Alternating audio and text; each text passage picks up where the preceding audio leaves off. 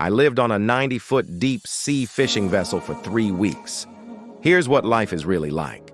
So unlike my last adventure where I was working on a sailboat, this time around I got to experience life from the other side of the ocean, so to speak, and work on a deep-sea fishing boat out of Gloucester, Massachusetts. Gloucester being one of the oldest and most historic fishing ports in the United States, with roots dating back to the 1600s. The reason I wanted to do this is because I love seafood, and it seemed interesting to see how my food gets from the ocean to my plate. Please subscribe, like, and share. So without further ado, let's get into it. Day 1. Before I get into exactly what I did on this trip, I first need to mention something important. On a normal day on a normal week, I would have been working at my desk job. But this was no normal week. This was a special week. This was a week where instead of working at my desk job, I would be working on a boat for 3 weeks straight doing long days of physical labor, leaving me with very little time for a lot of things, including showering, which is why you'll notice there are no shower videos in this week's vlog. Also, I didn't realize it at the time, but it turned out the captain wasn't keen on having people around during COVID, and so he did everything in his power to try and make our lives as miserable as possible, including not letting us go into port for 2 full weeks. Luckily, I made friends with a few of the guys on board, and we were able to sneak off a couple times.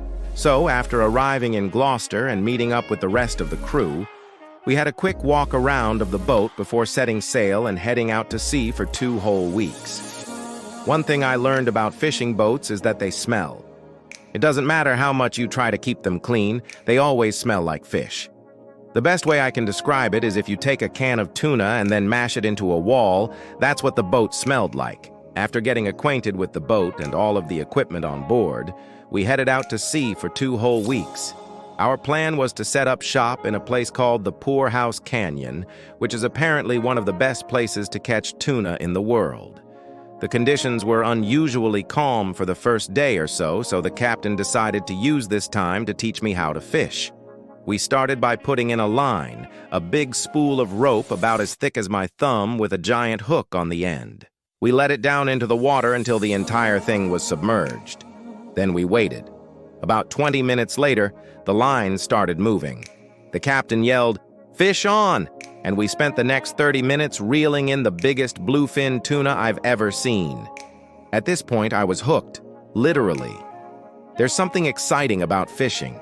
You spend a long time waiting for something to happen, and when it does, you have to act fast and with precision. The rest of the week continued on like this, with me learning more about fishing, helping haul in lines, cleaning up fish, and throwing in chum to attract more fish. The conditions started to pick up as well, with bigger waves and stronger winds making for a bumpier ride. I got a taste of what it was like when a big wave hit me directly in the face and knocked the wind right out of me. Another thing I noticed early on was the amount of flying fish. It seemed like every time we came near the surface, a new fish would jump onto the deck.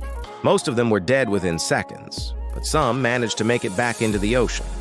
At night, there was a different vibe on board. Most people would head to bed early, but a few of us would stay up top to watch out for any lines that needed attention. We'd sit there in the dark with only the stars above us and the occasional flash of a passing boat's headlights. It was peaceful, just like being on a sailboat except on a fishing boat at night. There was a constant reminder of the power of the ocean around us as we watched massive waves crash against the hull of the boat. One of the perks of being on a fishing boat is free food, and lots of it. With all of the fish we were catching, there was plenty to go around. My favorite way to eat it was sushi. The chef on board was a master at making it, and he'd often surprise us with fresh rolls in the morning. Day 7. This was probably the toughest day of the trip. The weather took a turn for the worse, and we found ourselves battling rough seas and strong winds. The captain had to slow us down to prevent us from capsizing. Even though the conditions were rough, we still had to haul in the lines. This meant a lot of heavy lifting and a higher risk of injury. I found myself getting soaked in the icy cold ocean water, wind whipping across my face. But despite the tough conditions, there was a sense of camaraderie among the crew as we worked together to bring in the catch. It felt good to know that everyone was in it together. After all, we were a team, and we needed to rely on each other to get the job done. Despite the physical toll it took on my body, I couldn't help but feel a sense of satisfaction, knowing that I was part of something bigger than myself. Working on a fishing boat is not easy, but it's definitely rewarding, and this day was a perfect example of that. We had another bluefin tuna. This time it was even bigger than the last one. At this point, I was an expert at landing fish, and it was almost anticlimactic when we reeled it in. The size of this one meant that it took even longer to bring in, and we had to work together as a team to get it over the side of the boat. Once it was finally on board, we all took a moment to admire its size. It was truly impressive. The feeling of accomplishment that came with landing such a big fish was hard to beat, and I couldn't help but feel a sense of pride in my own strength and endurance. It's not all smooth sailing, though. There were also some scary moments on this trip. One time I was on the top deck when a rogue wave hit the boat. It was so big that it knocked me off my feet and sent me tumbling to the ground. I was bruised and battered, but thankfully nothing was broken. It was a wake-up call that reminded me of the raw power of the ocean that we were up against. But even with all the challenges that come with working on a fishing boat, there's still something special about being out on the water. The feeling of freedom and adventure is hard to beat, and I knew that I was experiencing something truly unique. Day 14. We had been at sea for 2 full weeks, and I had mixed feelings about it ending. On one hand, I was looking forward to a hot shower and a soft bed. On the other, I was sad to say goodbye to the crew and the feeling of adventure that came with being at sea. We finally docked back at the port after our 2-week journey.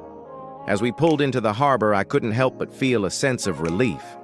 It had been a long time since I'd seen land, and the sight of the shore brought back a rush of emotions. I had made it. We had made it. The journey back home was a blur. I remember the bumpy ride as we approached the dock, the shouts of the crew, the sound of seagulls, and the smell of salty air. But mostly, I remember feeling tired.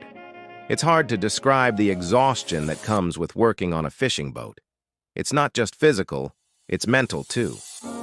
Being at sea for so long can be mentally draining, and I found myself feeling a bit disconnected from the world.